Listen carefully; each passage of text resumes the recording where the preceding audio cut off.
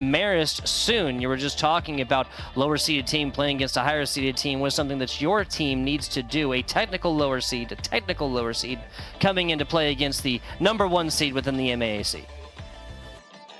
One of our things is that we just have to keep a clear mind and be open to being flexible.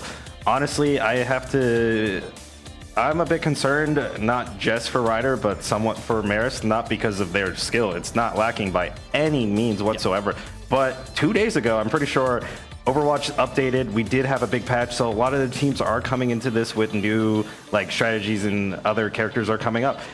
I read the patch notes, and I wouldn't be surprised if I see a Doomfist. I don't think Marist is known for one, but the patch does enable them to bring that in. Is Ryder ready for it? I don't believe so, because I don't remember seeing it from the regular season.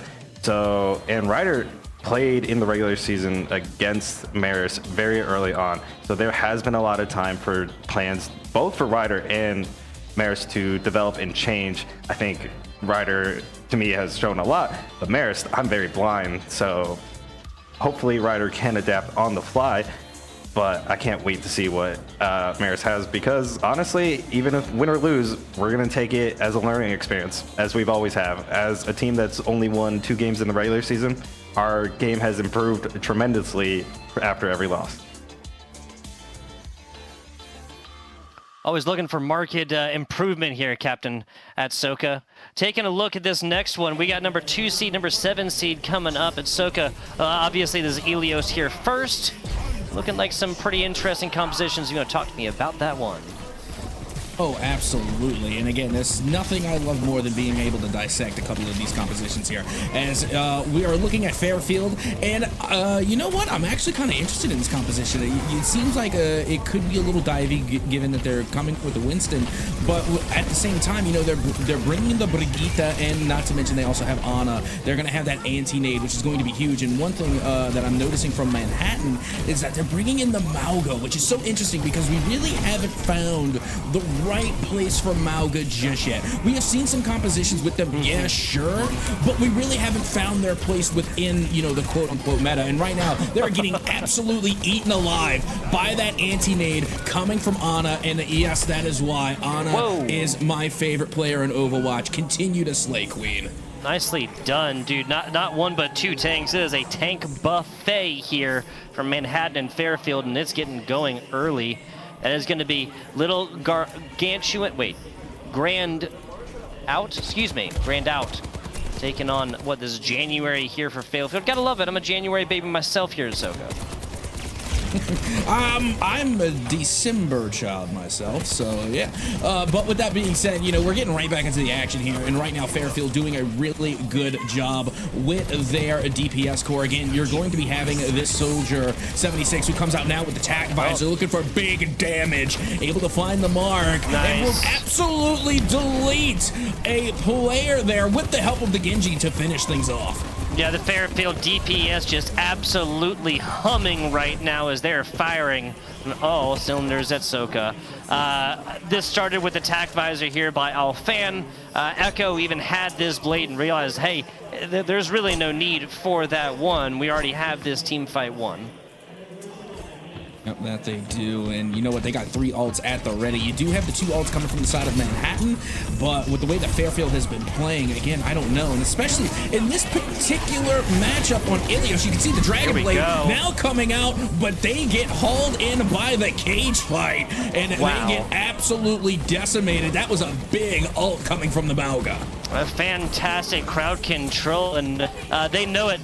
Little man knows it. On this Mauga, they can sit there. You can be nano boosted and everything, my friend. It just don't matter. Take every little bit right there, give it back to you, especially when we have AoE healing, like from Lucio, like from this Moira. A little bit of fighting back and forth right here. Fairfield looking a little timid to actually jump down on point. There's a fat purple, as now Sean was just trying to get away from the source of damage. That's not going to happen as January swallows one up.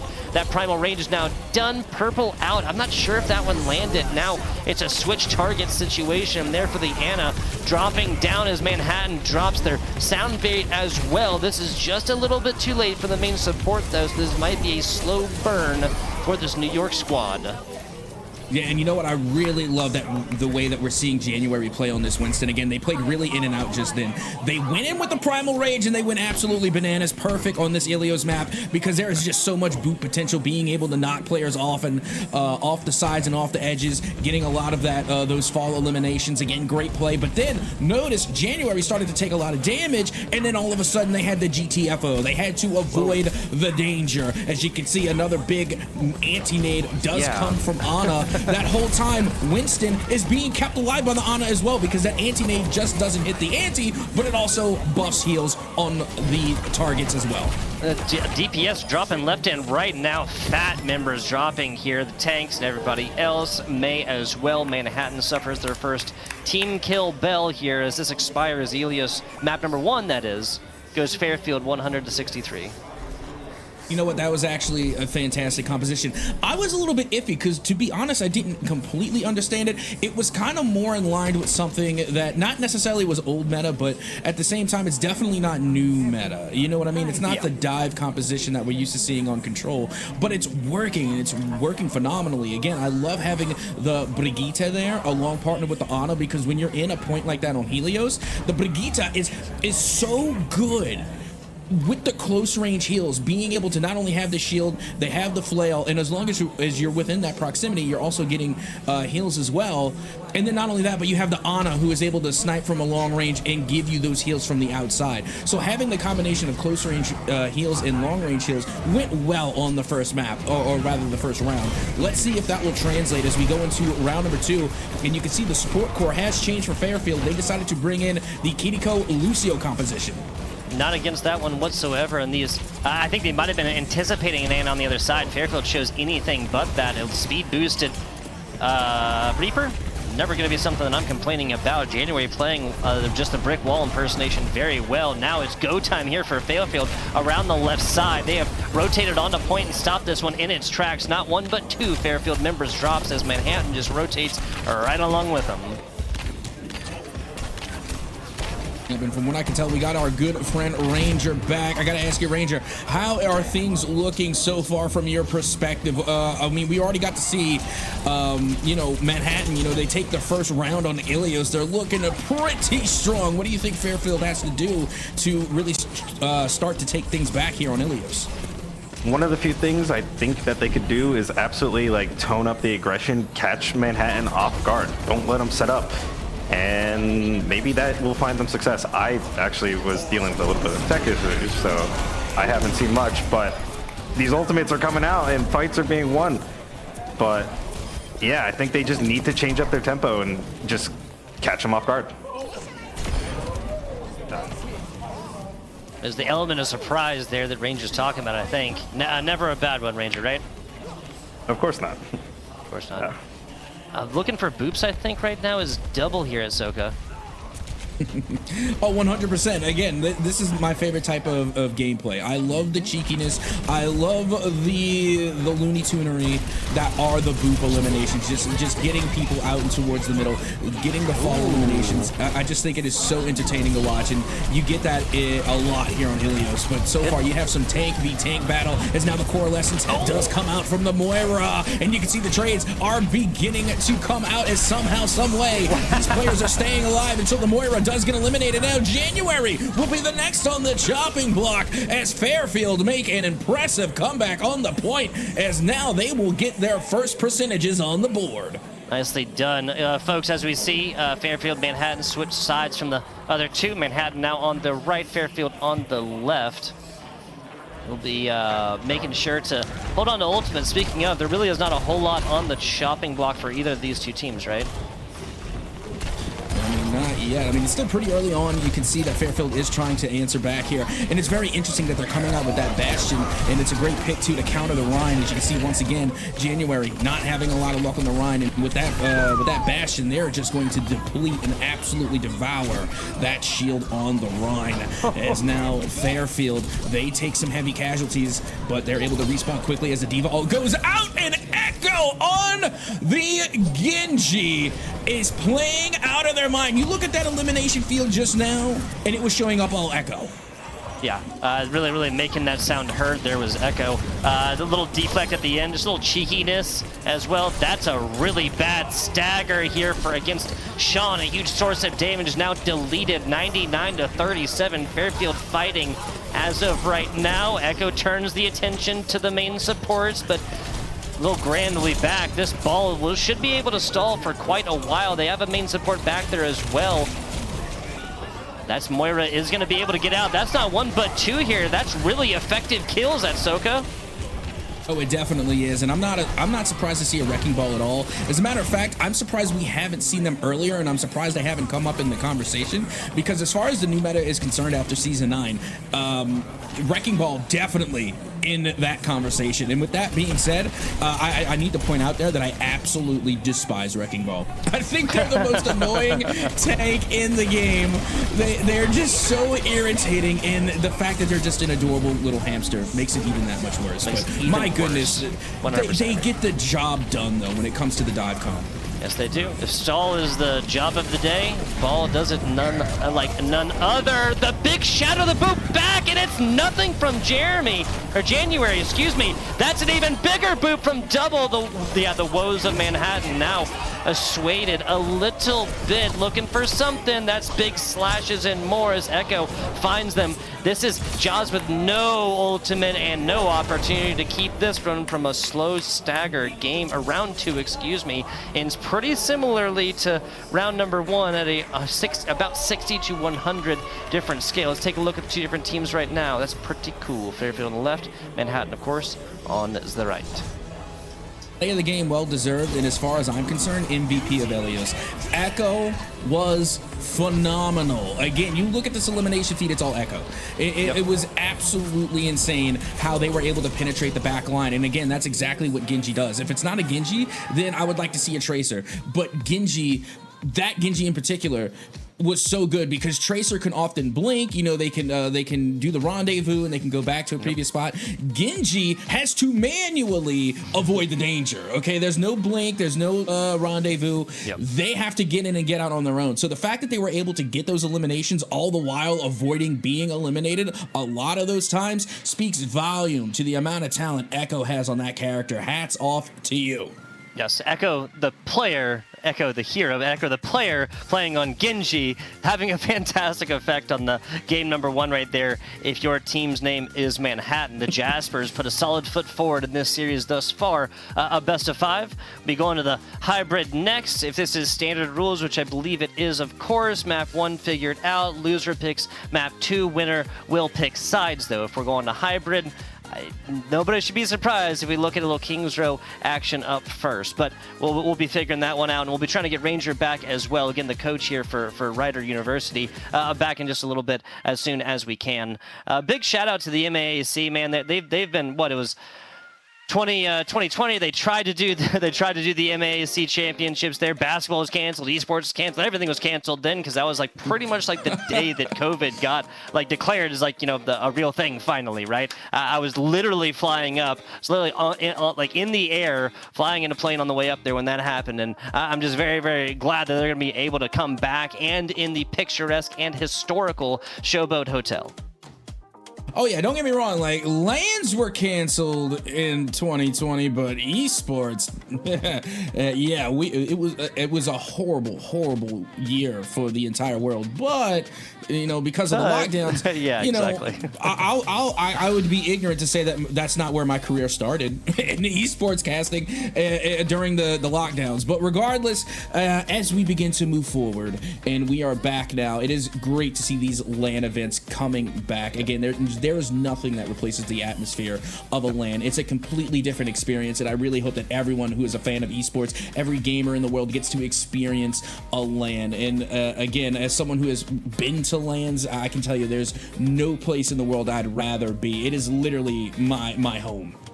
The Passion Pit, man. The Passion Pit. It's not just a yellow card song, folks. The lights and the sounds of LAN competition, it really is unique. And especially with collegiate competitions like that, it really does shine a light on just how versatile esports can be, right? There are loads of basketball competitions going on right down the road. Those are more physical limitations, we can say, right? Esports, if you have the ability to communicate and be a good teammate, you can go forth and play on these collegiate teams. I want to give a huge shout out to all 9 MAAC colleges, all the MAAC colleges in general, but specifically the 9 that sent teams here on the day.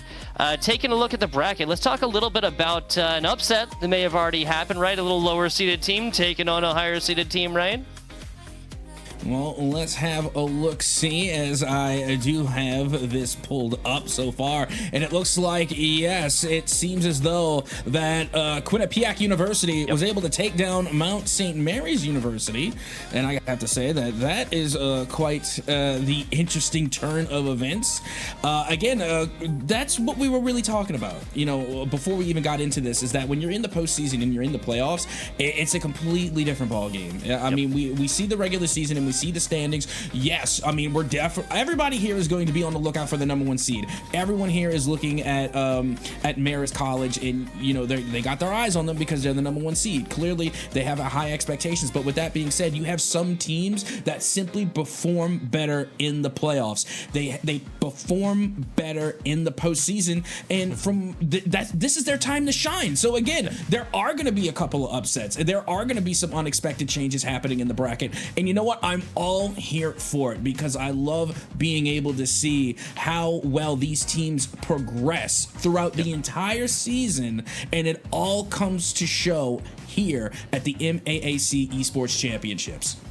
Yes, absolutely love it. We were talking about what's at stake here. Well, how about, you know, an awesome trip to Atlantic City? How about undying honor and glory? How about some nice trophies and other memorabilia to take with you back to your college? I cannot think of what would be a better prize and whatnot. Speaking of, bringing on back for one of our coaches coming on in to give us a slice of the mind. That's Ranger yet again back with us. Ranger, can you hear us?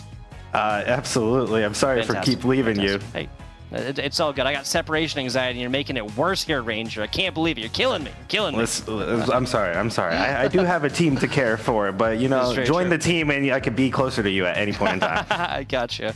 32-year-old FBI Tubbo coming to play support for Rider University. That'd be the headline.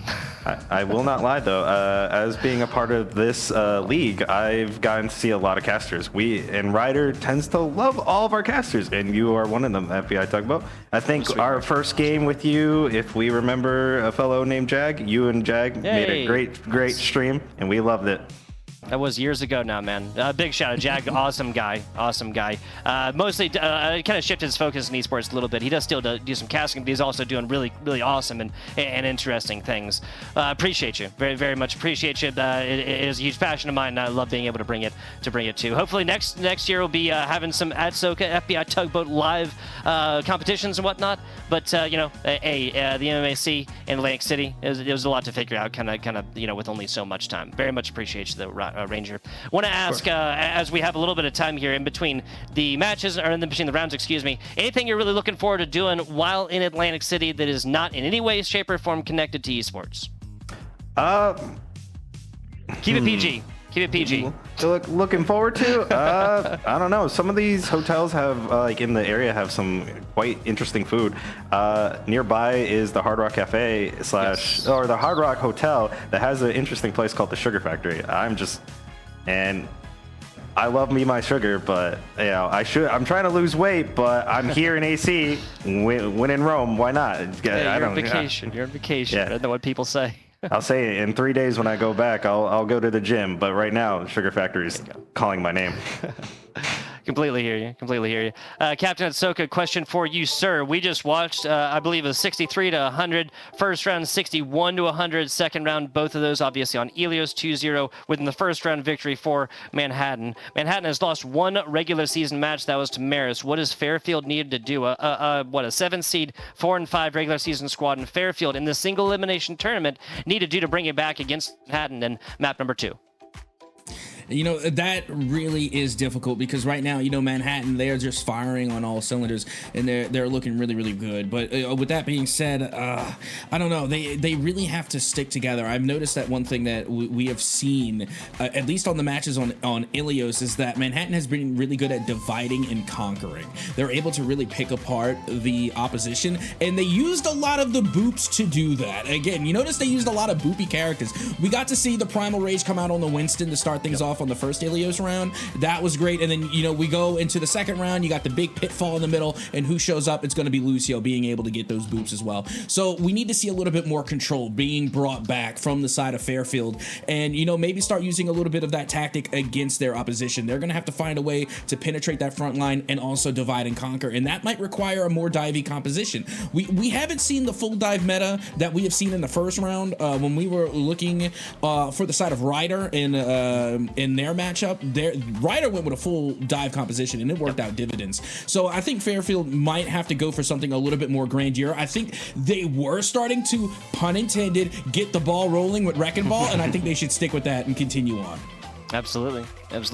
Question here to Ranger now. We are getting confirm fan local, crowd favorite, whatever you want to call it, Kings Row coming up here next. Again, a similar question, different, obviously more pointed for this. Fairfield, anything they need to do on Kings Row specifically? Do they need to shake it up a lot or just kind of go with your tried and trues, at least for first point?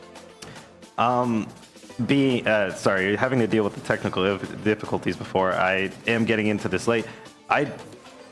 I'm not quite sure. I didn't get to see a lot. I heard you mention the fact that the Wrecking Ball was pulled out. That was one thing I wanted to know early on when we first started this stream, is that we have on Fairfield a notable Wrecking Ball player. I was going to be excited to see that, but how Manhattan was going to shut it down is up to them. And then seeing how they were easily able to close out Ilios, like, they kind of need to change it up. Kings Row is known to be a brawl map, but does that mean we're going to see my favorite character, who's very not meta right now, but boohoo meta, Reinhardt? Can we see him? Or are we going to see more like Ramatra or Junker Queen? And the picks are going to be showing up on our screen right now. We're not going to see the Reinhardt. We are going to be seeing the Orisa, who is a good brawl character. But as I mentioned early on in the cast, Doomfist is being hovered for Manhattan. They still have time because they are in the spawn. They might not keep that.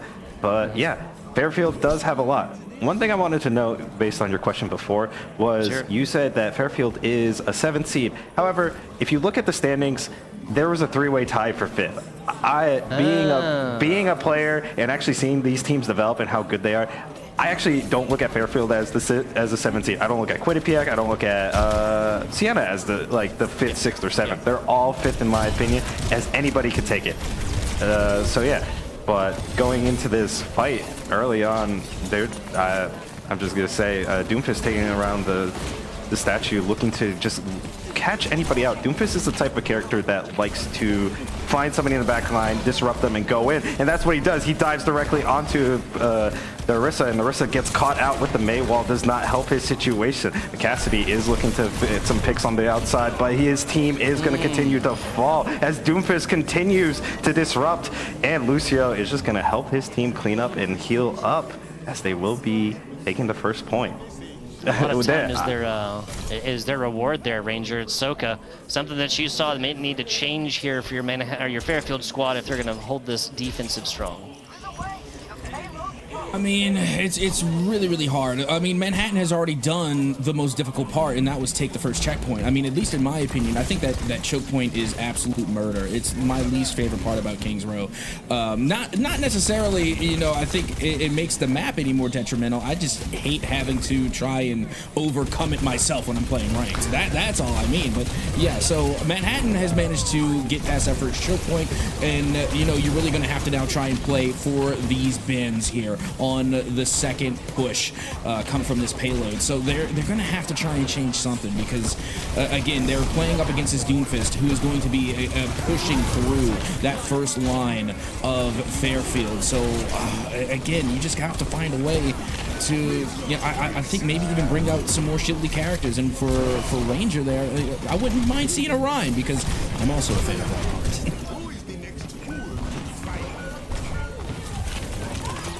fan of Ryan? We are, but sadly we are still not going to see him, as little orangutan for Fairfield is actually going to be popping off the Orisa and going the Mauga. The community isn't really big on him right now, but you know, he's currently finding success, holding off that push from the Doomfist. Doomfist doing what he did best, diving into the enemy, but not finding much this fight. But they are going to reset as Doomfist does return to the fight. He is going to be taken to the front line doing a punch, but he's going to drop low real quick. But the Life Weaver pulling him out. Ults are going to be coming out for the sides of Fairfield as Mauga ult and the Moira ult are going to be used to prevent any push. But once those things are finished, Fairfield take a defensive positioning and they back up. But they're also going to be caught out as the Genji for Manhattan. Echo is going to be pulling out the blade and looking for a double triple. And that is going to be 3 people from Fairfield falling, but all that's left is the Mauga, but no longer is he left as Starlinia needs to run, getting out as Kiriko and needing to regroup with her team. But yeah, how do we feel about the Mauga play? Like, we saw it work one fight and now it immediately failed. How, like, Captain, how do you feel about, like, how do you feel about this? Oh, what? I mean, right now, I mean, like I said earlier, you know, I haven't really found the exact place for Mauga.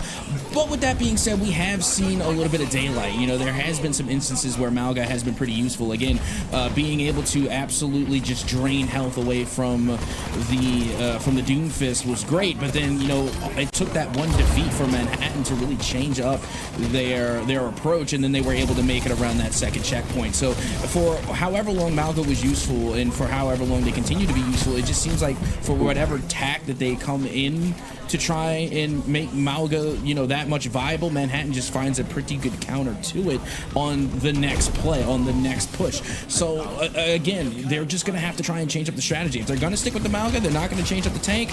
Now they have to change up the strategies, maybe try and change up the angles. Something has got to change on Fairfield. Another ultimate being used by Mauga. I didn't even know he built that up so fast. Hanzo just taking a flank route, looking to lay some damage into the Mauga as both of them fall. Life Weaver cleaning it up. But Cassidy is on the run, looking to do damage on his way out, but the Doomfist is not going to let him do that for free, as he is going to be diving onto him. Doomfist putting up the block, going to be getting that charge, going to be looking to go straight into the backline. Genji looking to do the same for the side of Manhattan. And January does get a pick onto the soldier. The tree is going to come out to sustain their team as Genji is going to dive with that newfound health. He is going to be getting into the backline and immediately finding the Cassidy, looking for more as he is looking now for the supports. Starlinia does manage to TP out, and it allows their fellow Moira player, Logo de Polo, to clean him up. Using the ultimate to stop this fight even further, heal up his team, do some damage. Mauga is staying in this, recreating the front line that Fairfield needs to maintain. Mauga going even deeper, taking so much space. The Doomfist that is usually good for this, getting shut down immediately, stomped and shot out. Mauga going once again, just stomping out the competition. Nobody on Manhattan had a chance this fight, but I believe they're simply going to regroup. And let's see who will take this next fight. Talk about, how do you feel about Mauga? New character these past 2 seasons. I want to know your thoughts about this character. I like the direction in which they went. I feel like there's not enough super mobile characters as well, and little Orangutan is really showing what this guy can do so far. Ultimate I'm up and down on, but another burning ability too, not against it. Tack Visor immediately as Jaws then turns tail. There's a Kitsune rush out there for you, my friend. Not going to utilize that one whatsoever. A sound barrier on the other side utilizes this one. Completely useless. Soka.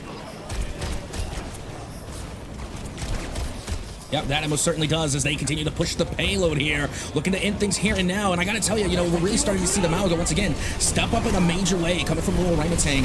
And now a big Hanzo ult trying to clear sight as the payload continues to push forward for Manhattan as the Kitsune rush has been used and now it has expired. And look at Fairfield coming through with the eliminations as they managed to hold off the last ditch effort from Manhattan. That was a big stop.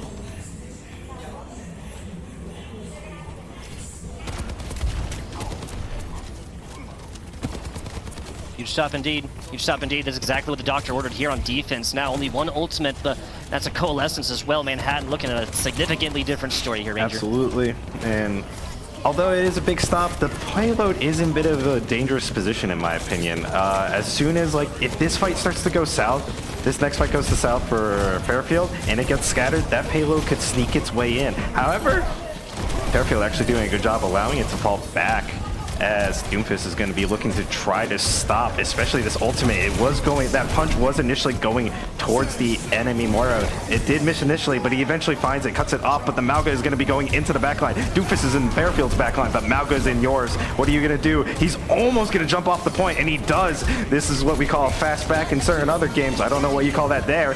He does need to, he did do it for a quick reset, as the blade is going to be coming out for the side of Manhattan to shut down any stragglers that are coming in to contest this point. The Doomfist punch coming down to just secure and negate any Fairfield attempt, as Manhattan closed this round. The screen went away. I couldn't see. We had a couple seconds left on the clock. Let's see, 3.4 seconds left on the clock for Manhattan. So if Fairfield could push this, we will see another round at least. Only 3 seconds right there, but that's going to be enough. Avoiding the overtime situation is going to be ideal situations, as we see careful plotting and planning both of these sides. I think that's a Fairfield player over there, hamming it up and having a good time. Yeah, I gotta love that. Gotta love that on land. Oh, let me tell you, as somebody who's recently on the stage, he's not loving it up. There's actually, it might be getting worse. There's about a leak on, like, coming from the ceiling on that side. He's complaining about the leak. I don't know. Is it getting worse? he might be wet. He's not sweating out there. He's getting, the ceiling is leaking. Gotcha. Got a different land elements, right, at Soka? That's what we were talking about. You got to be ready for the pressure, even if that means playing in the elements. So what you're telling me right now is that the people on stage are drippy. Yes, bad puns. Not just the people. The building itself is drippy. We got bad puns for days. Believe me, it's the first, but it won't be the last as we continue on. But, you know, so far so good. I mean, what we're seeing from Fairfield, that was a fantastic display of defense, because, yes, granted that we did see Manhattan go all the way to 3, they didn't have a lot of time left over. So it's kind of like a rematch of what we saw in the previous matchup, again, with Ryder and Niagara, is we got to see both teams make it all the way to 3, but then Ryder had a huge advantage because of the amount of time they had left over. So if Fairfield can make it to 3 and get like an extra minute or 2 on the clock, it's going to give them a huge advantage going into OT. So again, they got the job done mostly on defense. Now Fairfield has just got to step it up big on the offensive side. And you know what? I really did like the Mauga pick as somewhat of a counter to Doomfist. I feel like the matchups between Mauga and Doomfist kept going the side of Mauga. So that makes sense to me. But now that they're switching to the side of defense, I think Manhattan is just going to have to try and go with a different tank. Doomfist is not going to be the answer on the defensive side, at least in my opinion. And by all means, if I'm capping, say Captain's capping. Captain. It wouldn't be the first time. You already said it earlier, but I got to agree with you, man. There's just no real frontline presence with the composition that was had on offense there, right?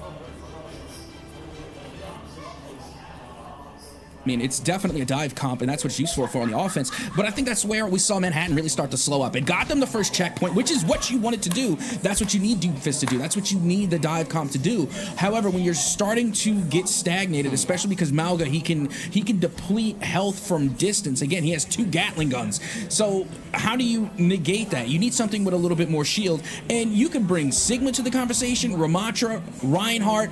Bring something with a shield that can eat all of that range damage that Mauga's putting out. I don't mean to be biased. I don't know if you noticed what I was wearing before, but the Diva, the defense matrix going into Mauga, pretty good, but a shield is also nice.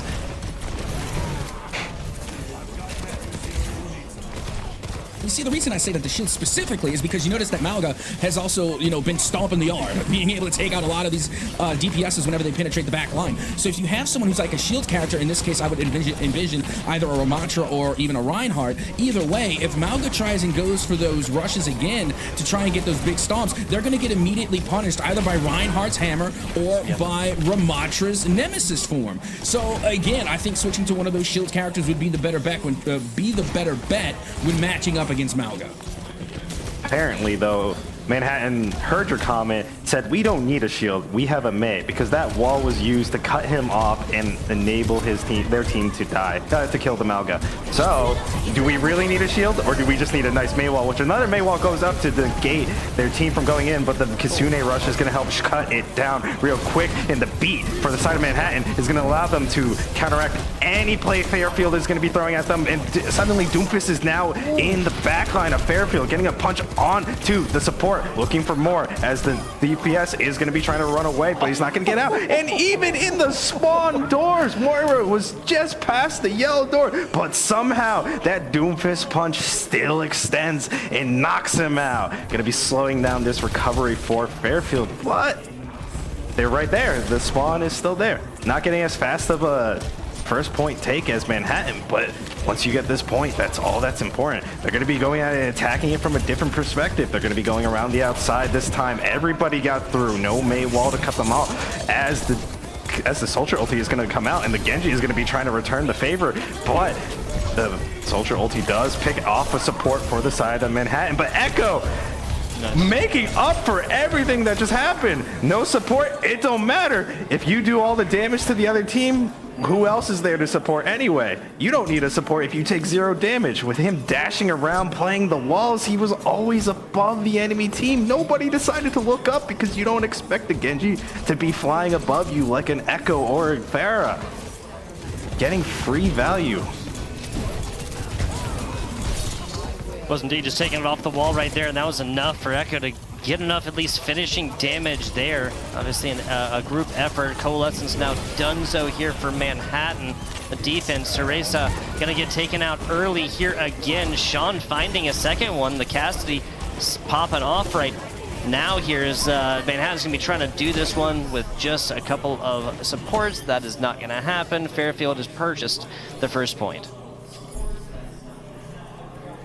How they were able to switch things up. They decided to bring out the Junker Queen because even if you don't want to, go with the dive comp, at least getting past this first checkpoint, you're gonna have to bring the dive comp. And who better than the Junker Queen? Again, this is going to be a great matchup. And now, if you want to change back to something a little bit more like the Malga or any other tank for that matter, now's the time to change it because this is going to be the long push, right? You don't have to go for the full dive anymore. Now you're going to have to need more spatial control than anything else. You have the payload moving. The checkpoint has been cleared. So if you want to go back to that Malga, now would be the time to do it. But right now, I gotta say, the Junker Queen looking pretty good for a little orangutan. Absolutely looking good. I will take a step back for a second. That first push with the Junker Queen, she got eliminated real quick, but now that his team has a footing and actually there to support him, he's able to go in and find a lot of value, getting some nice knives onto the enemy team, pulling him in. But Echo in the backline, getting 3 real quick. Junker Queen was alone, left alone after Echo said, no more friends for you. He's falling eventually, and all that's left, let's start Linnea once again, being one of the last survivors, just getting out. But man, I started liking the Junker Queen, but Echo just demolishing the backline of Fairfield, making it not worth. Now what is happening? Almost getting caught out there. Junker Queen did not acknowledge the Genji's presence. He almost got taken out, but he had no fear, and they're all regrouped, and let's see how they go at this next attack. Push number 2, coming up in just a second, gets mildly delayed by the Mei wall again. That's Alphine is doing a fantastic job. Now slowing things down a little bit, maybe making it a little bit colder there. That's a blizzard that purchases a lot from Manhattan College. Does. I mean, that's gonna purchase them a team kill. I don't know that. And talk about getting bang for your buck. Doesn't get much better than that. And again, we love the May. The May definitely putting on here. And one of the main reasons that May is one of my favorite DPSs, again, absolutely despise them when they're not on my team.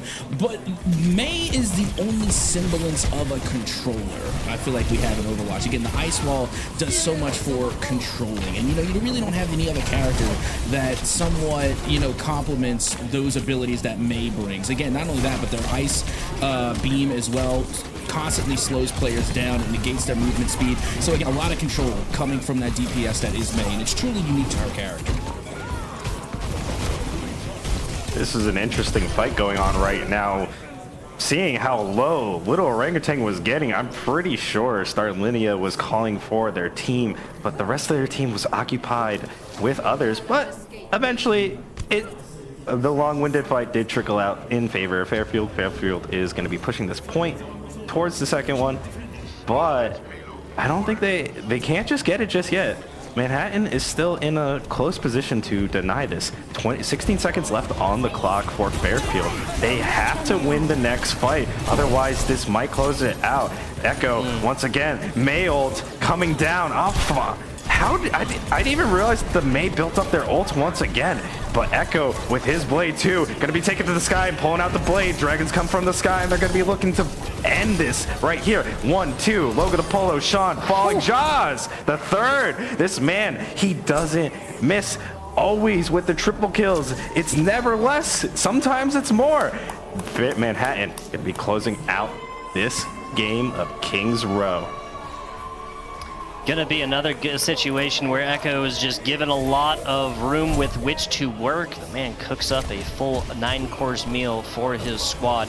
Big shout out to Alfan as well, like the other DPS member here. Don't believe they played anybody else besides the main. Again, exactly what was required here at Soka.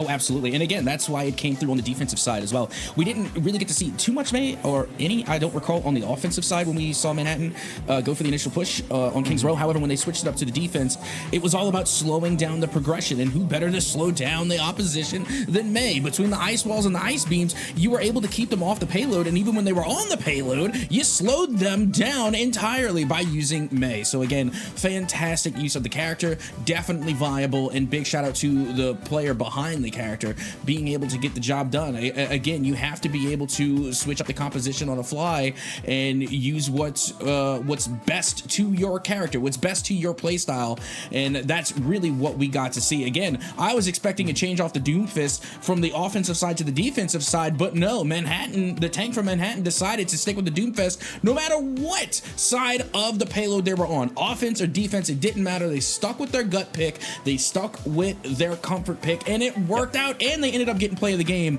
But once again, I gotta say, MVP of the series for me has got to be Echo. Echo is just so devastating. Again, they are literally an assassin. Even when we saw Fairfield switch to the Junker Queen to try and go toe-to-toe with the Doomfist, and Reckoning came out as well, the entire backline was gone. They had fell to the Genji. They have fallen to Echo because they are literally a master assassin. The Junker Queen turned around and their entire team was gone. Yeah, we watched that kind of like bisectioning happen as this point was getting on towards like the second or so. And you said it best, Soka. This tank role has to be able to pay attention exactly where the backline is. Retreat like that was not in the cards, and it was a quick team kill there afterwards.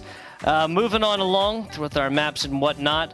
Ranger want to get inside and slice the mind. Okay, put yourselves in the shoes of Fairfield. You had a little bit more of a one-sided map one than map number 2. Are you going with the, at Soka mentioned, comfort picks here at map number 3? Are you just playing specifically for the map? Are you going to try and kind of predict what they're going to be running? Try and go with an initial counter pick? What's running through the mind of a coach at this point?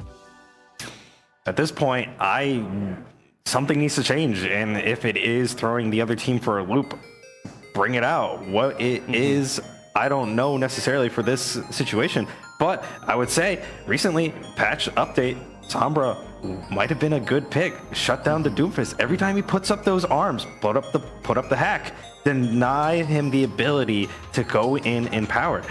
But also, that hack going down on a Genji that's flying through the sky, if Sombra looks for them, boom, hacks him. He is not getting as much of value. And that was on our MVP, as we said. Echo doing devastating work every time he got a dash.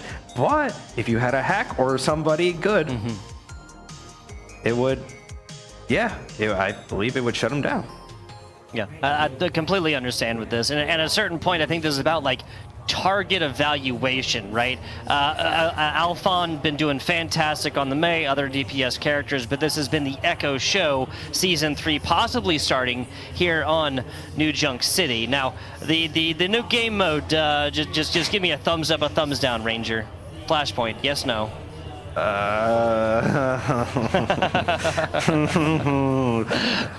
I will say I at least like it a little better than Push. Yeah. But I am not big on it. My God. I am still not big on it. I absolutely like it. I'll say for competitive reasons, Push is very if it's over, it's over. There's no chance. Whereas what's it called? Flashpoint, you at least have multiple points to try to get back in this fight. They are accelerated in comparison to something like King of the Hill, but still not my favorite type of game mode.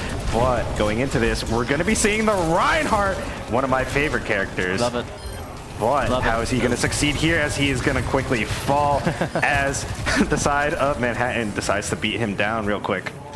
We have a lot of smaller tanks, more mobile tanks now. I think once you see that, okay, January bullying Sean as of right now, but I think just once you see a larger tank in general now, especially with increased projectile sizes, it's just going to be so much easier to melt down these Rhine shields, get that big fat health pool gone, just a lot faster at Soka. And I just want to hark back for a moment to the conversation about Flashpoint as a game mode. I was biting my tongue so hard because the thing on my mind is at least it's not Push. So I'm just glad that you mentioned it, because I was like, say what you're gonna say, but remember Push still exists. Okay. So as far as Flashpoint is concerned, I dig it. I think it's fine. It's not the best game mode because again, it's just a faster paced control, right? I mean, that's what it feels like. But at the same time, it's also probably one of the scrappier game modes. I think eliminations here and overall KD play a much bigger role in this game mode than any other. So again, it comes down on what you're going to be able to do to get eliminations. That's the type of composition you need to bring. You need to bring nearly all DPS. So again, players like the Rhine, they're not going to go that far in a game mode like Flashpoint 1 because they're kind of slow. 2, because they're not exactly elimination heavy. They're not putting out max DPS. They're there to absorb DPS, and it's not a fit. However, this Mauga does look a little bit better, but for Manhattan, I think they have seen the Mauga. They've seen enough of it today, and I think they pretty much have it figured out. Reaper Mauga up close and personal, especially with Reaper's ability just to instantly Shadow Step, get rid of any negative effects. Right, he might be on the wall a little bit right there. Just to chime in on the Flashpoint conversation, I am not against it, but competitive nature dictates that this needs to be a set rhythm of hard points, or of King of the Hills points, whatever you want to call it, right? It needs to be a set, even if it goes to the loser side initially, like team loses first point, even if it goes over there, it just needs to be set at that point. The randomosity of that has no place in competitive nature. It's just my opinion. Echo falling first. This is a great start for Fairfield, Ranger. Oh yeah, absolutely. Without the raid boss going around for Manhattan, all that was left was the Sojourn and Double playing as the Life Weaver says, time to go, we cannot stay. Pulling him out to safety, allow their team to reconnect and just go back at this. And once again, I need to add, we keep talking about these points, but to add on what you said, FBI Tugbo, how do you feel about King of the Hill maps? How technically, which 2 you get for the first 2 are random. There's no set.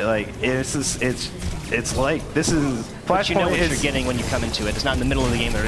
They dictates changes, right? That's my main problem with it. I guess. If you pick a non-mobile composition and then it just so happens that the Flashpoint's on the other side of the map, you are in a quantifiably worse spot for nothing more than just bad luck. That's my problem with it. All right, understandable. I see that. Sorry, I However, didn't mean to cut you off. I feel strongly about this. no, we're good.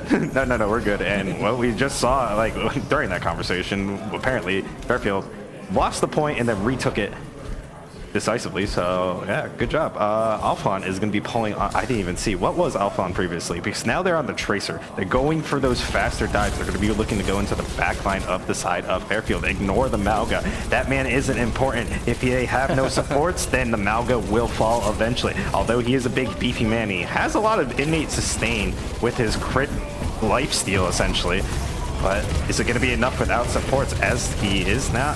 Like I said, ignore the Doomfist, or ignore the Malga, as the Doomfist is going for the backline of Fairfield and just getting laid into all the damage. He had to put up the arms eventually, and he does survive, as that block does block a lot of damage. It's not as like 80% as the Ramatra. Actually, I think it's more maybe.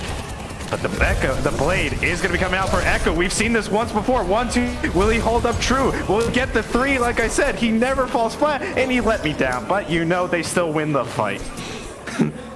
Still damage on all right there, and a team kill bell will come out regardless. Fairfield staring down the barrel of the best opportunity they have had on Flashpoint so far. A 99 that's going to dissolve away quickly. Manhattan gets that coveted triple digit. At Soka, looking at a squad here with Manhattan's got a lot online right now. Not really so much for Fairfield.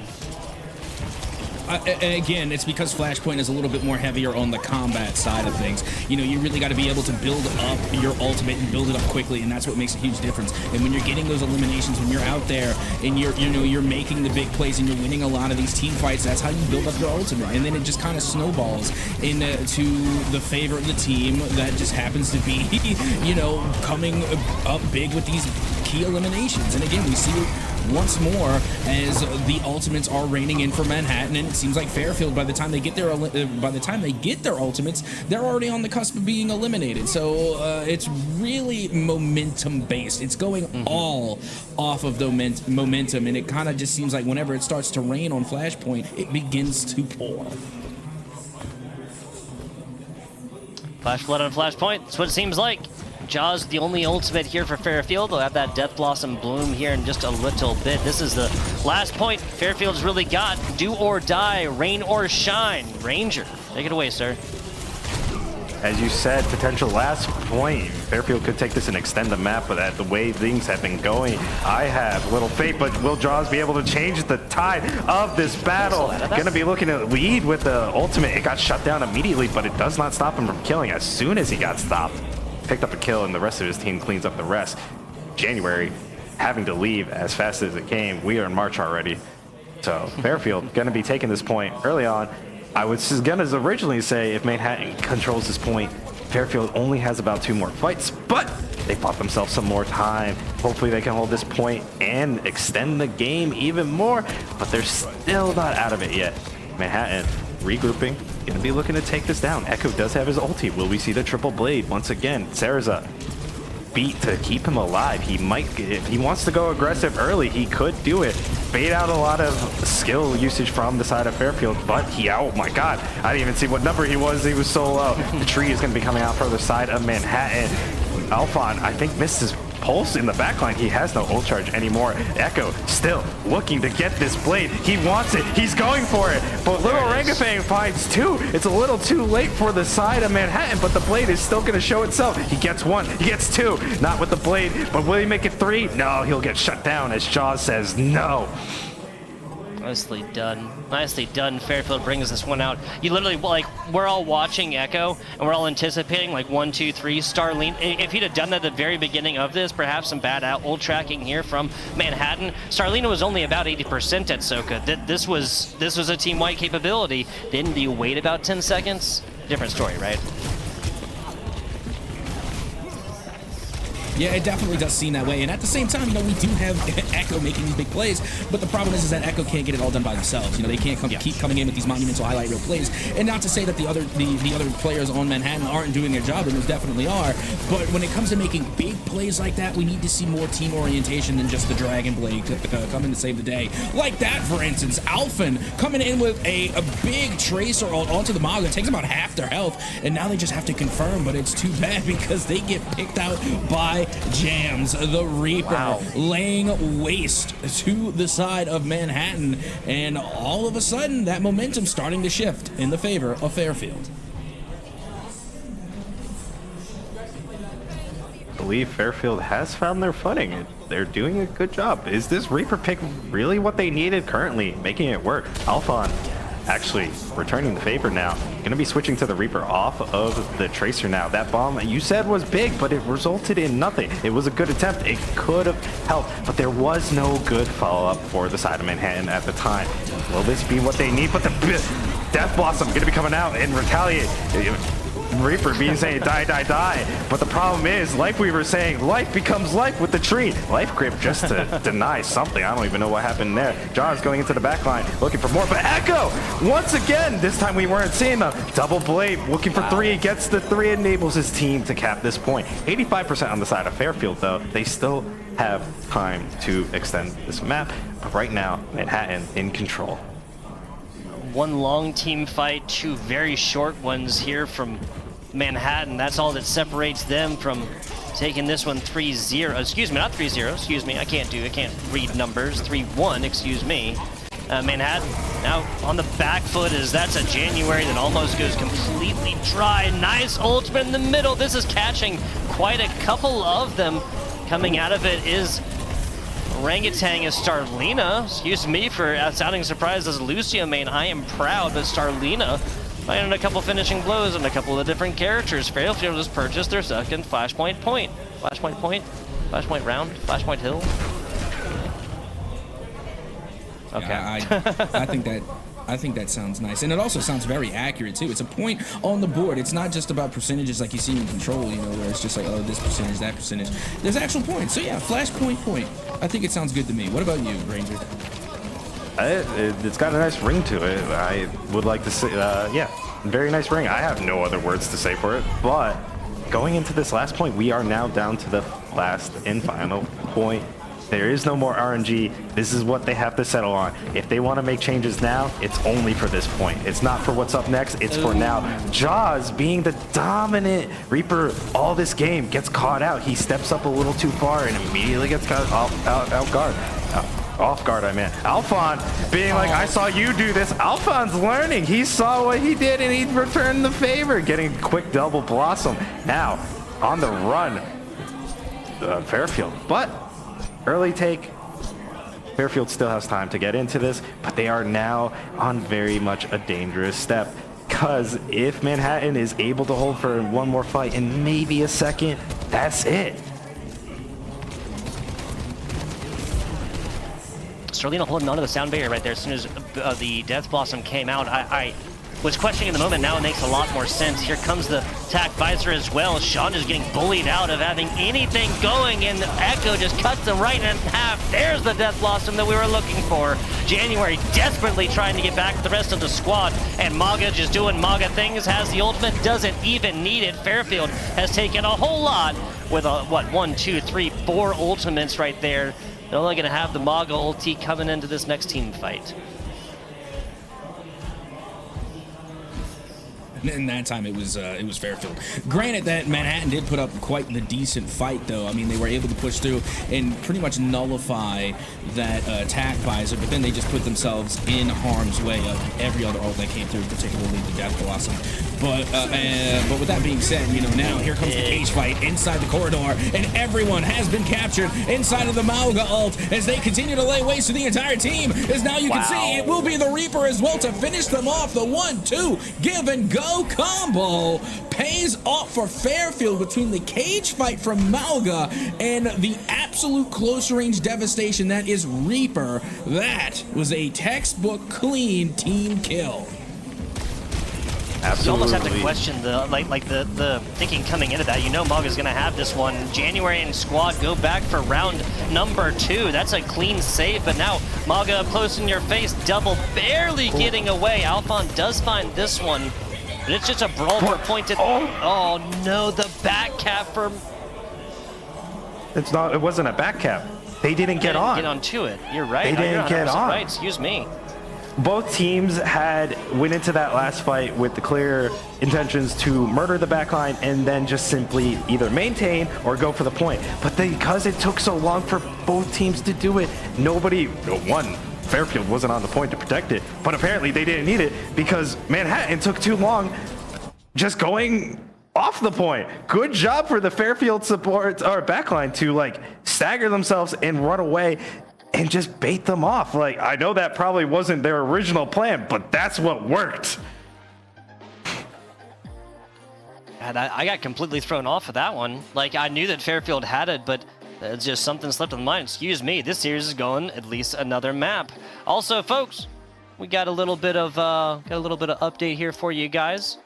That's going to be the B stage. Iona up 2-0 now against Sienna. Again, that's on B stage. You guys are watching A stage right now. I wonder how that's going to turn out, because similar to Fairfield, like I said earlier, Sienna has the same record for the regular season, but I think they're placed higher seed. I believe they are actually the 5th seed. Quinnipiac was 6th and Fairfield was 7th.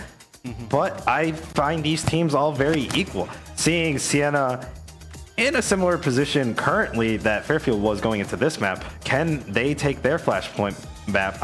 Sadly I won't see. I'll just get the update. Hopefully they do, because I have full faith in their ability to do so. But taking it back, we're here with Manhattan and Fairfield. What's next? Is it push? We haven't gotten there yet. We only saw Ryder so far. I don't know what the 4th map is. We'll get confirmed about that one in a little bit more here. Question for you, Ranger, about the tiebreakers here. You'd mentioned that it was a 3-way tie, 4th, 5th, and 6th, correct? Oh, no, sorry, 5th, 6th, and 7th, correct? Yes. Yeah, within regular season. So that seeding obviously not done by mistake. I want to ask you about tiebreaker there for those 3 teams.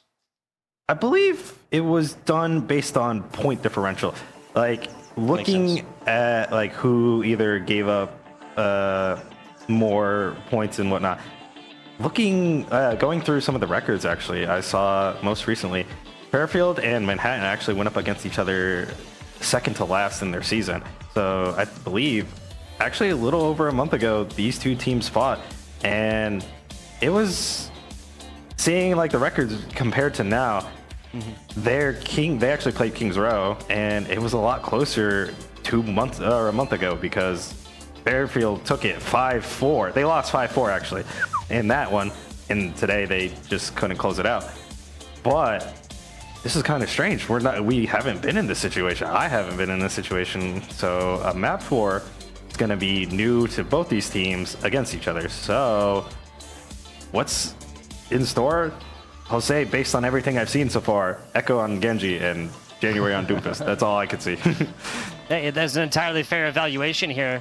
Atsoka, question for you now, sir. Looking at Fairfield, given that they are, if it's going to happen, the reverse sweep is going to have just started in this previous map. Just Fairfield, what worked, what didn't? Well, I mean, clearly something worked there in the previous matchup on Flashpoint. And if I'm not mistaken, I'm pretty sure we're going back to Control for game number 4, and then the final is Push. At least from my understanding, when it comes to a lot of these a lot of these leagues when they do Overwatch, that seems to be the game mode rotation. But for Fairfield, what they did on Flashpoint was absolutely working. I mean, they were able to cancel out the Doomfist, and that was like the big issue, was being able to shut down January. And I think it worked out really, really well by bringing in the Malga to kind of answer the Doomfist. With that being said, now that we're going back to Control, I think they just need to build on what they were able to accomplish there on Flashpoint. I mean, Control isn't that much different of a game mode than Flashpoint. So again, just keep doing what they're doing right now. Fairfield, you can see they're all smiles on the desk. They're in the right headspace, and you know what? They just came off of a big win. So I say it's time to build on that. You were able to, to strike back against Manhattan. Now it's time to hit a little harder. Time to bring the haymaker. Trying to peek onto screens and maybe get an idea of what map we have coming up here next, and confirm on game mode as well. But gotta agree with you, Atsoka, and also similarly gotta love the smiles and more here on the stage. Pressure exists there, does not exist those players' faces. Get this one getting started. this one getting started in just a second. So it is push, actually. We're going to... Which one is this again? I forget the name of this. Coliseo. No, we're not on Coliseo. This ain't Rome. We're not on Rome. Oh, my bad. We're somewhere. I forget. But I want to take note real quick. Apparently, we were told that just to avoid technical issues that were going on earlier, we actually have 2 swaps coming in for Manhattan. January is actually out for Death Skinner, and Sarza is out for Little Uzi Squirt, apparently. But like I said, to avoid the technical issues, they are playing on those accounts right now. So no name changes. I guess we'll run it with those names, but just know that those players are different. Esperanza is the map. Now I remember. Yeah, another crowd favorite here. Speaking of getting this one going, a technical match point on the board right now for Manhattan against Fairfield. Manhattan is up 2-1 in the series. We'll get that fixed for you in just a second, guys. This little orangutan just goes absolutely crazy on a couple. Taking this one down, Fairfield wins first team fight, and Manhattan now on the back foot.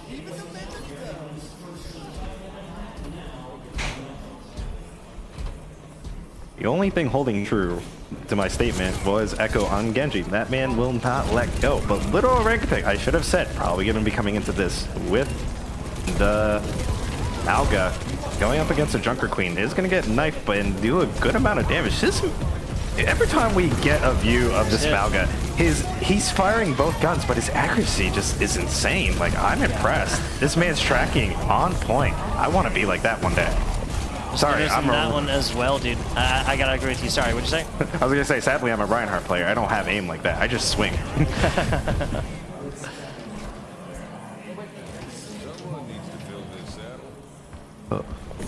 Cassidy being swapped in. I did not notice who the swap was for, but Alphon going to that cast now. Couple of ultimates on board here from Manhattan. Here comes the Kitsune rush as Cereza tries to get this one going fast and early. Sean and the rest of Fairfield on the back foot a little bit.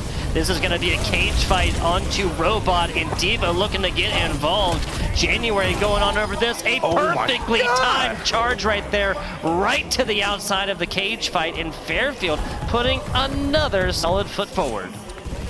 That was something. And as I said earlier, I like the Diva going into this fight, but January or Death Skinner is not actually finding the value he needs with Diva, immediately getting shredded out. If you saw during that fight, after the beat came out from the Malga, due to the Malga ulti, Little Orangutan was looking for the Diva, waiting for her to re-engage just to shred her down. He did it, and they won that fight. However, a lot of things are not going in the way of Fairfield right now, as a couple of players are falling. Little Orangutan finds himself in the ground, and slowly this Jaws getting booped out of this game right now by double. The bot does go, Little Timmy, as I like to call him, does go in Manhattan's arms right now, but they still gotta get it a little while away before they can actually start making progress onto the point. Will Fairfield be able to re-engage before they even get any credit? Nope, not just yet, but they're here now. He won't be getting far.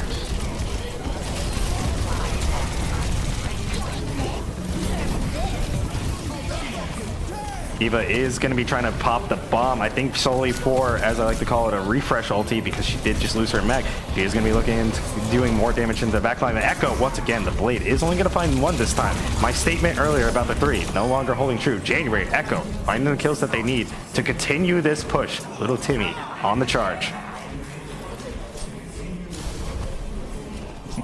I love that you call him Little Timmy. I just call him Butt Scratch because of, the butt scratch. But regardless, again, Little Timmy that could is going to be pushing forward. And it should be able to push forward enough for them to get the forward spawn. I mean, you do have the retake coming in from Fairfield, but I don't know if they'll be able to get in right in time in order to stop the bot from getting that first checkpoint. Doesn't look like they're going to be able to. That should be the forward spawn now activated for the side of Manhattan. As you can see, Fairfield throwing everything, including the kitchen sink, at Manhattan. You got the Coalescence coming out, and it is just raining down damage. It's finally, it has expired, and you can see that January trying their hardest on the Diva, but constantly just being shut down. I mean, they're nearly eliminated again and forced out of their mech. Quick rips here against the Diva, finding a little bit more after that. A source of damage done for Fairfield in the form of Jaws back with their squad in just a little bit, but on the backfield as of right now, is Cereza kind of getting bullied by the Lucio right there, barely able to get out. No nade to really help them along their way. Echo and Manhattan will be back with the rest of the squad here soon. Fairfield, that's 94 to 85 on the totals here. That was a really strong push coming in from Manhattan. It definitely was, and now you can see that Fairfield are going to take their time. As again, you know, that clock definitely can be the end-all be-all when it comes to push. I can't tell you how many matches that I have seen be decided by the clock in this particular game mode, because again, I don't think the clock gives you enough time to actually play this match out. So again, it's going to come down to a lot of times, you know, who is able to get the further distance, and that's what makes this game so tricky, is that you're not just playing against the opposition, you're also playing against the clock. Eva Bomb was used to initiate that fight, but it doesn't really find anybody. I was hoping more for it to be used when Malga ulti comes down. You know, he's in there, you're in there with him, or are you in there with him? When the bomb comes out, it would have been nice. But Manhattan, not fully losing everybody, but they're not gaining any ground. Fairfield lost a good amount during that fight, but they were able to stabilize, and they made a couple meters of progress as the Echo Blade does come out, but Starlinia is going to be shutting it down with the beat, and he is going to get shut down. Sean ending his day. Diva getting demexed. Malga ulti coming out, and nobody is surviving on the side of Manhattan. Going to continue this push. And the reason why I call him Little Timmy is because I think his name is like T100, T184 or something. So, you know, that T, Little Timmy's going to keep on charging in with Fairfield.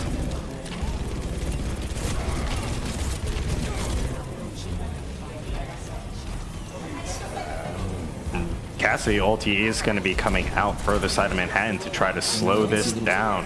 It is not going to be finding anybody as Fairfield is going to be hiding around the corner, but Logan Apollo could be finding a kill onto double. Alphon with the headshot onto Sean, going to be shutting him down. Logan Apollo turning on the DPS Moira coming out. Quadruple kill. Will he get all fun? He does. Logan Apollo shutting all Manhattan down. Definitely no help because of his team. It's all Moira.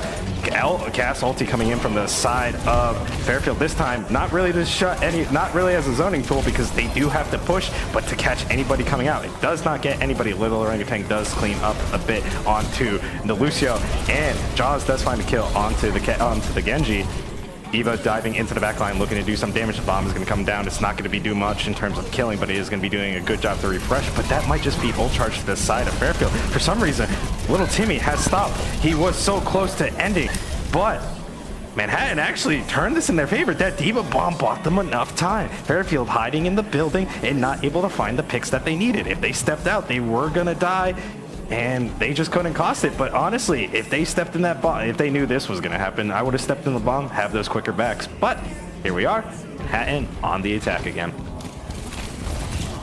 Fantastic utilization of the Diva ultimate right there. You know, it doesn't always have to, you know, take 5 picks. Sometimes just that second and a half or so, and that's all that the doctor ordered right here. Not 1, but 2 from Alphon.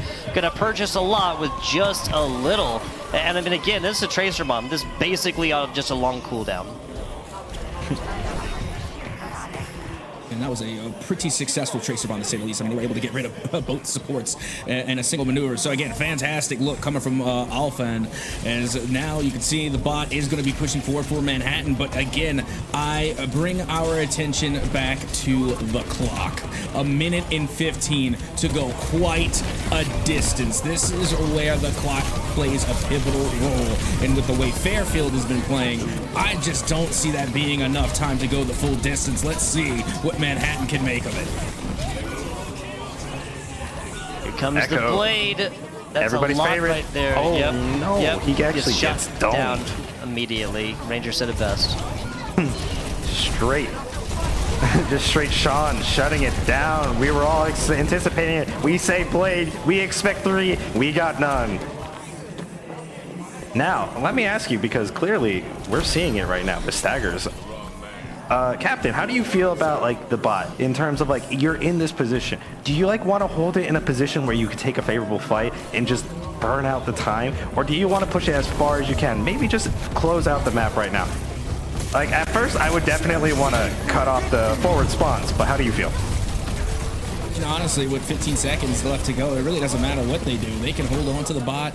They can push it forward. They can, sit it down and give it a big hug. I definitely want to. I think he's adorable. But with that being said, I mean, it's a dub no matter which way you look at it. There's no time left on the clock. That's it. It's over. Dunzo. Fairfield strike back, and now we'll equalize the series 2-2. We are going to game 5. Absolutely love it. Absolutely love it. Not having a repeat, as I said, like a month ago. Instead, Fairfield taking not 1 but 2 onto the board. Can they make it 3? The reverse sweep, I could see it. As I said, going into this entire tournament, I want to see some upsets. Fairfield, not that far away from their opponents here, in my opinion, but still on the lower end of the bracket. So I want to see this. I want to know the end result of this, and I will be happy no matter who wins, because this has been a good series so far. But what map are we going to? I'm pretty sure now we're on push, or on the control, based on what's, so we avoid a tie. So how do we feel about going into control? I think that everything that Fairfield needed to figure out in the first 2 games, they did here somewhat in the flashpoint, but way more so within the push. And this is just shutting down key players. It's the tank player, whoever's playing on Manhattan, sub or not, within that on 2. I believe that's not double, is it? It's not Echo, not Cereza. We had. Sorry, go ahead. We had Deskinger on. In for January during that, and Cereza was replaced by a little Uzi Squirt. Gotcha. Thank you. So regardless, they've been able to shut down the tank play, and the biggest main factor again is shutting down the backpack player, cutting the straps off the Jansport right there. That was for Echo. The player Echo obviously playing onto the Genji. They have played a couple, DPS on the day, but it has really been the Genji that has ruled that day. Now the decision, that they just persevere and just kind of push through this and continuously go with the Genji did lead somewhat to the end result of this map number 4, and that was a 2-1 victory for Fairfield. At Soka, if you're Manhattan and you came forth with a 2-map advantage to start this one off, tell me about what your mental has to be like to come forth to come and get a map 5 win and take the series down. Quit playing with your food. They're coming back. Fairfield is not a team that's going to go down lightly or at all. As you can see, there are 1 game away from pulling off the reverse sweep. So now it's time to, it's time to lean forward, for a lack of a better word. It's time to put on your try-hard hat. Now you got to start sweating, because guess what? You're in a sweaty position. If being on the cusp of a reverse sweep doesn't make you nervous, then I don't know what will. But regardless, what they need to do is they need to answer the Malga. The Malga has been devastating both on Flashpoint and now on Push, and I wouldn't be surprised if we see them break it out again on Control. And now it's time to go back to the Junker Queen. We went with the Doomfist. It was fun. It was great. We got some good highlights, but against Malga, that's not the call. You have got to put some ante on the Malga. Too much heals going down on the Malga. Bring in the Junker Queen, go with the Reckoning, or better yet, bring in the Ana and start using the ante, because they're not countering it. Malga's just getting healed all day, not to mention they can heal themselves pretty successfully. If you want to shut down the Malga, you know what you got to do. You got to bring in the ante. Yeah, and especially counter picking like that always results in this okay, well, you're gonna get purples, we're gonna get Kirikos, but the thing is, you're forcing the hands of the other squad, and that's forcing them to play to your game. Ranger, talk to me a little bit about the effectiveness of what I just said, of forcing the other team to play your game plan and forcing them to play reactive, whereas your team go forth and play proactively. Honestly, although that's always a good idea, the problem is we've seen a lot of changes going on for both these teams, mainly Fairfield to bring it back. I don't know. Fairfield were playing Manhattan's game originally, and now it's just not going their way. Manhattan needs to do what they did and do it for themselves, but it's not looking good. It's looking good for them, but yeah, I have no good answer for this, because it could go either way, but right now, Fairfield, full momentum. Absolute crapshoot right here in Atlantic City, it seems. 2-2. They're Manhattan came fourth, took pretty definitive map 2, excuse me, within the Ilios maps. That was like 61 to 100 or something like that. First one was 63 100, and honestly, that was the best real like that was the time in the sun right there for Fairfield in any part of map number 1 and number 2. Now taking a look onto this stage right here, folks. Fairfield closest to you, Manhattan on the other side. We'll take a look at them in a second. We're looking at Rialto coming up here and next. Compositionally, I feel like the writing on the wall, writing is on the wall a little bit more for Rialto at Soka. Yeah, and you know what? Honestly, when we're talking about Rialto, I would not mind seeing the Wrecking Ball come out either. Just because, you know, that first initial archway when you're coming out of Rialto, that bridge that is right there, that is just perfect for Wrecking Ball. You hook around the bridge, you know, you do the loop-de-loops, and, you know, you find a lot of dive potential with the Wrecking Ball. Again, they can get on the point so very quickly, and then they can get out of dodge just as quickly. So, again, I think Wrecking Ball would be a great pickup. However, when you're talking about, you know, your support characters, honestly, I think the support has been flawless from both sides. In particular, Starlina. I got to give my praises to Starlina, especially when they are on the Lucio in the previous matches. They have saved their teammates time and time again. I mean, the timing has been near flawless. So with that being said, I'm really got to give my hats off to the support core from Fairfield, because, again, that has been like the backbone of this comeback. And if they continue playing the way they have been and, you know, really being the back line for Fairfield, then we can look at a reverse sweep here today. See how this one goes down? This is defense has given up a little bit of space so far, but playing so far off of point. Manhattan's a wise decision. Hey, the best block is simply not be there. They gave him a lot of space, and now go forth.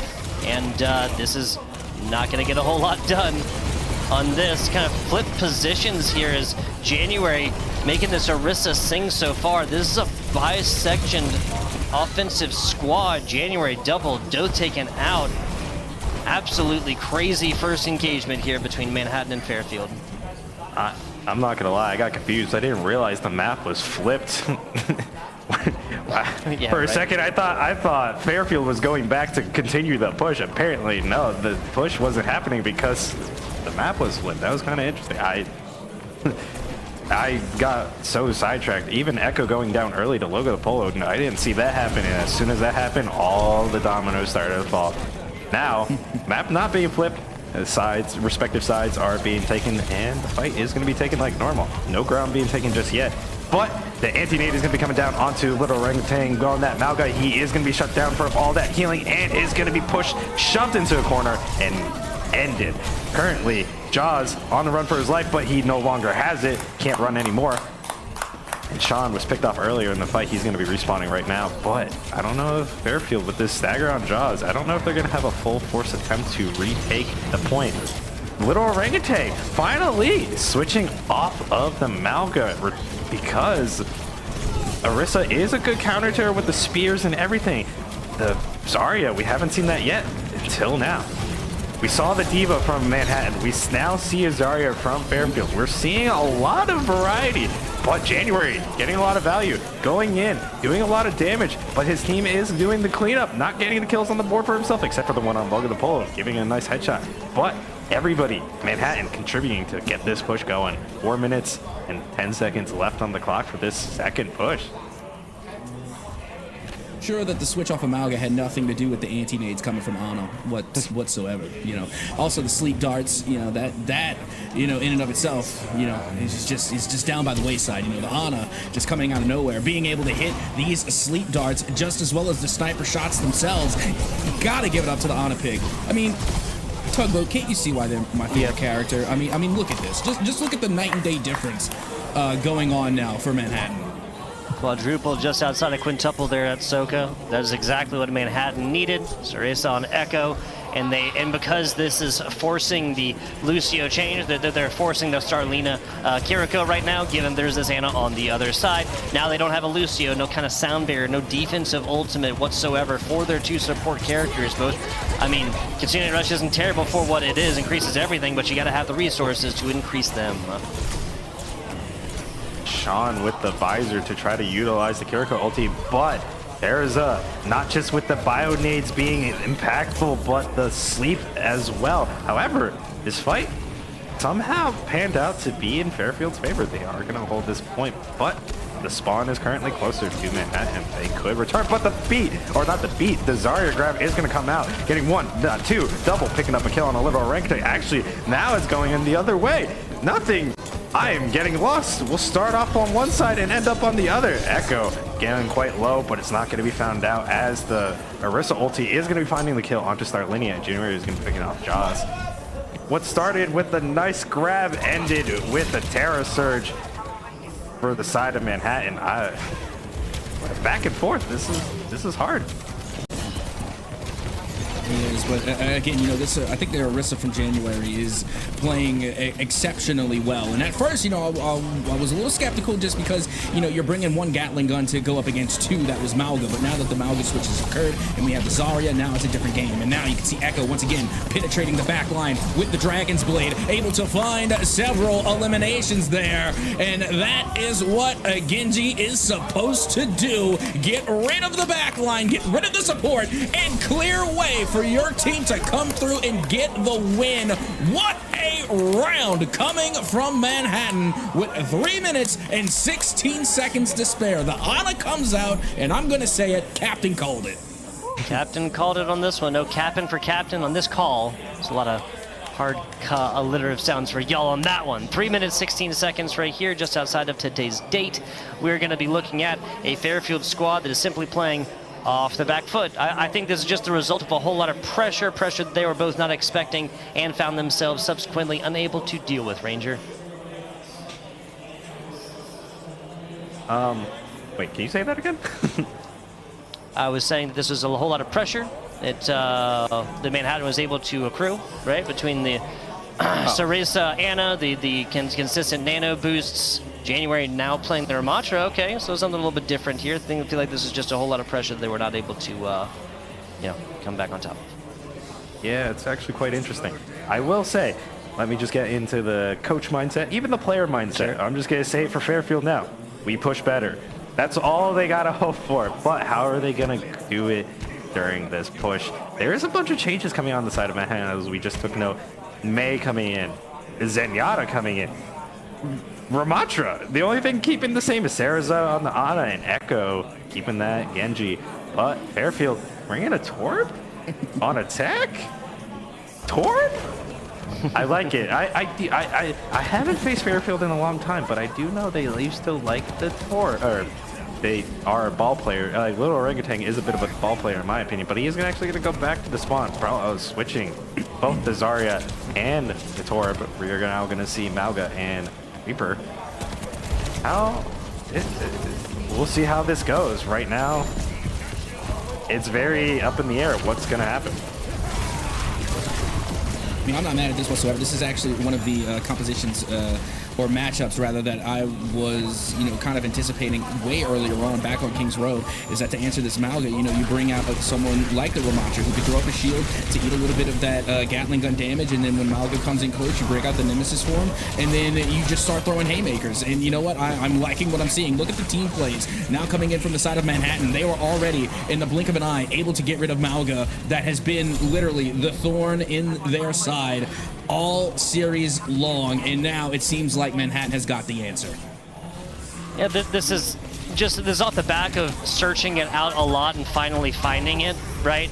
At the end of the day, still plenty of time left in this one, but of course Fairfield is going to have to get all the way in with at least a little bit of time to have a real say within this competition. Blizzard on board right now. Alphon looking for it.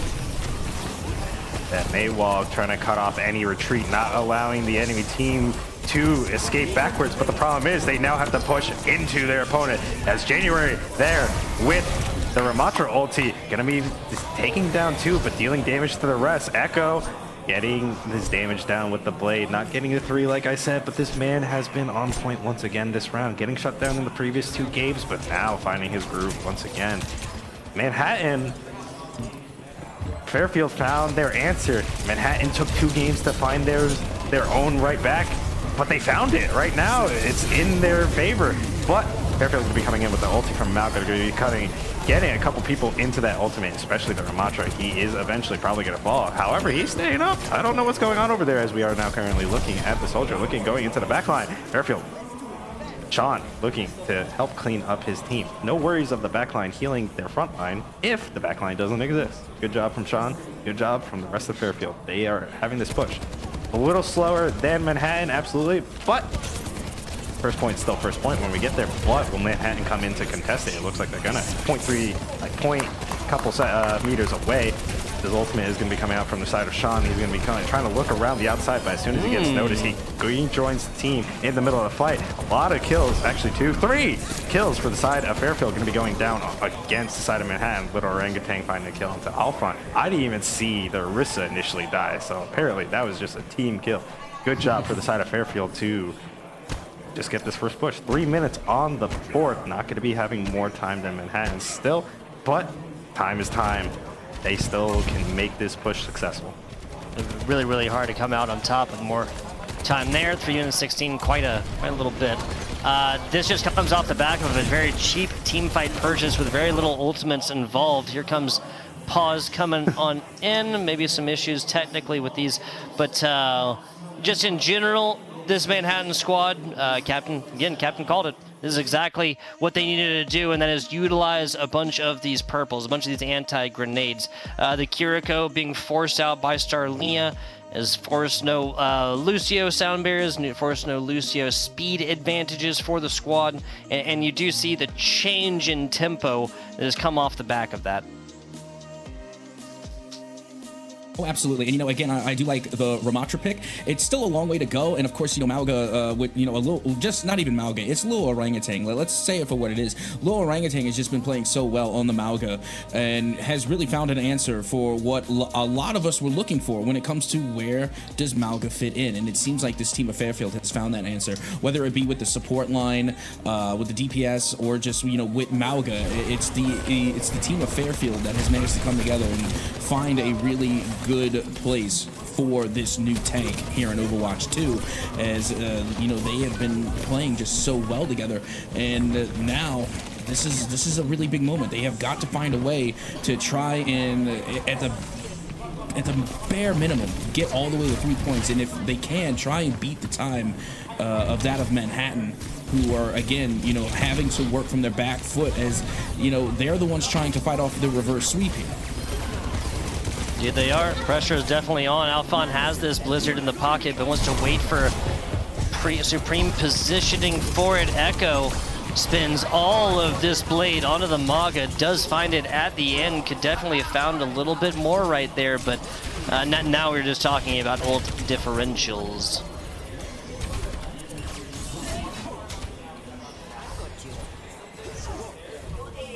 That was the real big difference maker on the first initial push. On the first checkpoint that came from Fairfield was the ult differential. And I got to tell you, one of the best ult combos. I mean, again, being able to double ult in and of itself can turn the game on its head. But when you bring the cage fight and pair it with a Death Blossom, it doesn't get better than that. I mean, the Mauga Reaper combo has got to be, one of the better dynamic duos of not just ultimates, but I think compositions that I've seen in quite some time. Very interesting, and I like that Fairfield, at least for me, have been the first in collegiate Overwatch that I've seen to actually utilize.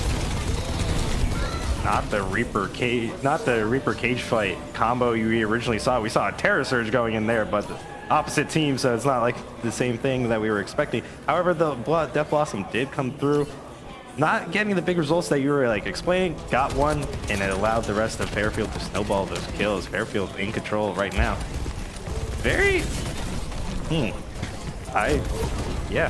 Good fights overall. Even with the May Blizzard coming out to negate Fairfield's fight, they managed to come out on top of that. I didn't take note. Maybe Starlinia did ult. Her ult charge is pretty low at this point in time, so she did use that to keep her team alive. Little damage being done to Fairfield as 2 fall, but Little Orangutan returns the favor, taking 2 himself. He is going to be looking to get more as this Echo going into the backline, looking for a kill. I thought Sean was going to fall to Echo, but Sean picks up the kill onto the other Lucio player, being double. But now this fight not fully in favor of Manhattan just yet. And oh my god, that man ragdolled to the other maps. What map is next? He's probably in King's Row by now. Oh my God. He's going all the way back in time right there. Nah, that was a really bad move by a couple of players here to just not simply get back. Like, team fight was won. You can give up a little bit of this space. You only have to keep this from going all the way in, and you had teammates coming in just a second. They could go forth, stall for you. As it is, on board with Echo. We have Cereza with their nano boost. There's the blade as well. Echo slicing and dicing, looking for a lot more. That's a wise decision from Starlinia to go off and just kind of kite this ulting Genji off to the side a little bit to at least minimize the amount of damage that this Screaming Genji can do against Fairfield. Only 2 will be the reward, but that's going to be enough for the team fight win here at Soka. And you know what, that was a pretty big team fight win, to say the least. I mean, you look at the clock, there's only a minute remaining to try and get this last point on the board. If not, it ends here and now. And, you know, at the most, Manhattan, or at least, at the very least, we have seen Manhattan eat away at the clock, potentially for OT here for Fairfield. But now they're going to be going for the win. They're going for it all. Big sleep onto Jaws, as it will be the Cassidy to get the elimination. Big sound barrier now coming out for Manhattan, as it will be Manhattan to clear the entire site, as only a few players still remain standing. And here comes Ana, being able to come in clutch for Manhattan, being able to keep their team alive, and now they have the nano boost on top with only 20 seconds remaining. Manhattan continue to hold off the pressure. Manhattan cannot get too aggressive with this one either. About 15 seconds left or so right now. January is also not full health. This has to be a squad that gets together and does it right now. Nano boost online, but no blade to pair this one with. This might be a little bit of a less comfort pick, but here comes January right across the middle now from up top to down bottom. We got a one on line, finds it right there. 2 for the side of Fairfield, make it 3. Sean falls in the middle of this one, but may be able to do it here in overtime. This is still about 10 meters out, though. If we see switches onto like ball and whatnot, they might be able to get out there. Not gonna happen. We're going to overtime. Welcome to overtime for push, which means no matter what, even if you go into overtime, you still have time on the board. Manhattan getting an extra minute because Fairfield got one, but doesn't mean Fairfield's out. As a fellow player, Fairfield just needs to say, we hold better. But being the one with the lower time, they're going to be once again on the attack. You know what, this is where things get, you know, a little dicey. I mean, again, Manhattan nearly held it to where there wasn't going to be an overtime. But with that being said, even though that Fairfield did manage to push to all 3 checkpoints, still no time remaining left on the clock. They're going to be given a minute, but look at the difference there. 4 minutes and 16 for Manhattan. My goodness, they have a huge advantage now going into OT, and that might just be the big difference maker going into this. But like you said, you know, if Fairfield, all they have to do is just stay on point, and that is a lot easier said than done, especially going up against this Manhattan squad. So again, this is going to be this is going to be quite the mountain to climb, to say the least, to try and take that minute and stretch it to all 3 checkpoints, or as many checkpoints as you possibly can. Let's see if they can make it happen. Manhattan definitely looking pretty strong here in OT to finish out this round, game, and series as we get overtime in Game 5 underway. Nothing we haven't seen here from Fairfield on their offensive attempt here at Soka. Now, looking at Manhattan, we are seeing the Zenyatta for one of the first times here, double coming out on this player, so that tells me this is a mega pick comp for Manhattan. They are going all or nothing on the defensive stance. Speaking of, first player taken down, Sean, a huge source of middle range damage for Fairfield, going to be negated coming into the last of this team fight. Maywall up to the right, kind of section out this side, and any ability to get to the point on that. Just, yeah, the first and foremost goal should be the Maga on the other side if your name is Manhattan. Now, Sean facing a lot of flack over on the side, forced to come back and trying to find a different way in edgewise. Nasty sleep. That should be able to get this Maga on a lot of healing. That's a good realization of this, and Cereza immediately gives them a purple grenade for their efforts here. Ranger, last couple of seconds coming in on this first push. It's not over yet. At the same time, like, Manhattan has 4 minutes and 16 seconds on the board. They are able to give up this space because they have so much time to work with. So even if they give them the first point, Fairfield does not get extra time. Like, going into this. This isn't a hybrid map, so once again, Fairfield cannot lead. They need somebody on the point, but the Mei ulti is going to shut it down. They have to hug the blizzard. They have to freeze to death. But will they keep warm with jackets or something? I don't know. However, Mauga likes people on fire. Not his teammates, but the enemy. It looks like it's going to be a good amount of damage to help them stay in this fight. However, Sean is going to fall to Alphon. Alphon's doing a good job, but Mauga getting quite low. Very in a dangerous position, but is able to find the pick on his enemy tank. Fairfield, I thought they were done when the mail came out, but they're not out of it yet. Mauga, little orangutan. I'm not sure who exactly is the captain, but if a little orangutan is here, this man is leading the charge. Just to start things off, you know, like we had pointed out there earlier, Tugboat had mentioned, you know, that double was coming out there on the Zenyatta, and that was a little bit of a risky play because both Zenyatta and Ana have to be, you know, singular healers. You know, they don't have any splash heals. You pick a player one at a time that you're specifically going to heal, and you need more. You need more area of environment, AOE heals, and a little bit more splash damage, and it brings into question, at least for me, why we haven't seen any Baptiste today. I think Baptiste is a phenomenal healer, especially in a lot of these situations when you have the immortality field that can definitely, you know, save anyone at any given moment. It just seems like, you know, they would bring something around that has a little bit more AoE. And with that being said, Echo, of course, going to be able to end things with the Dragon Blade, with the ultimate. No need for the BAP.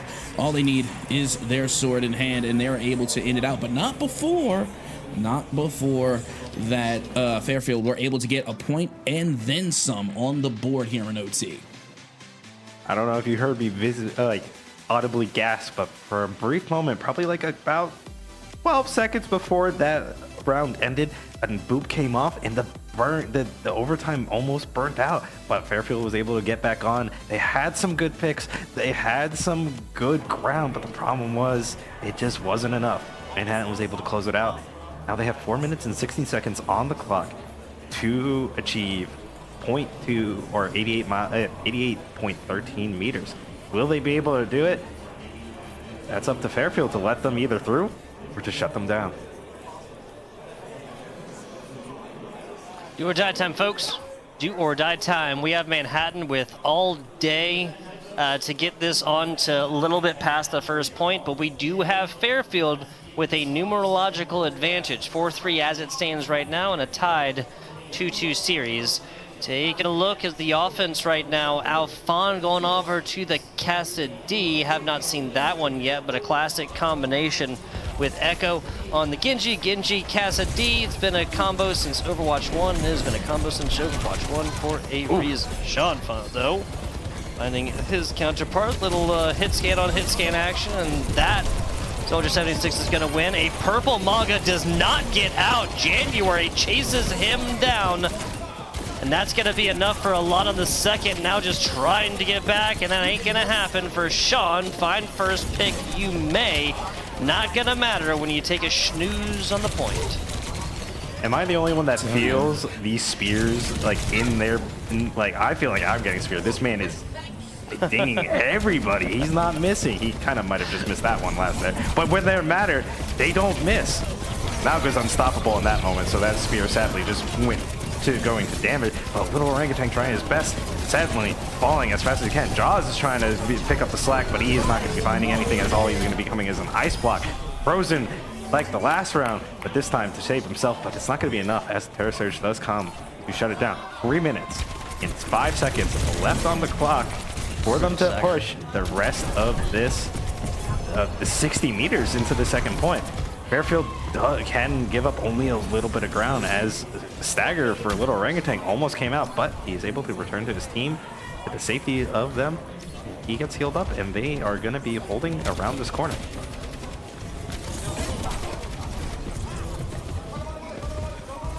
I gotta tell you, right now Manhattan, it just definitely seems like they have leaned forward. I mean, this looks like a different team, that we just saw play on defense to now on offense, because they are dominating. And they are shutting down Malga time and time again, constantly getting eliminations onto the tank. And until finally we do see a resurgence now coming from Fairfield as they are able to get a monumental elimination feed. Well done in order to stop the payload. And they have to start pushing this payload back ever so slowly. As you can see, Manhattan still has just over 2 minutes to push it just a little bit further. 20 more meters to go. If you're Manhattan, you have to pull your ult advantage into Fairfield, and you have to do it right now. You have to be tracking this and know that these players are going to be up here in soon. Now, Tac Visor on board for Soldier 76. Sean making that thing sing so far, but it's Echo making sushi in the backfield as Cassidy finds one. This is spitting distance away now from Manhattan coming out on top. A slightly staggered take on this one. That's gonna be enough, and Manhattan have done it in 5. What an impressive series. I just once again want to say, I didn't look at Fairfield as their 7th place rating, but although they were able to prove that they are a Hydra team, they weren't able to close it out this time around. Manhattan takes the win, but I can't be mad at any team. They both tried their hardest. It was great.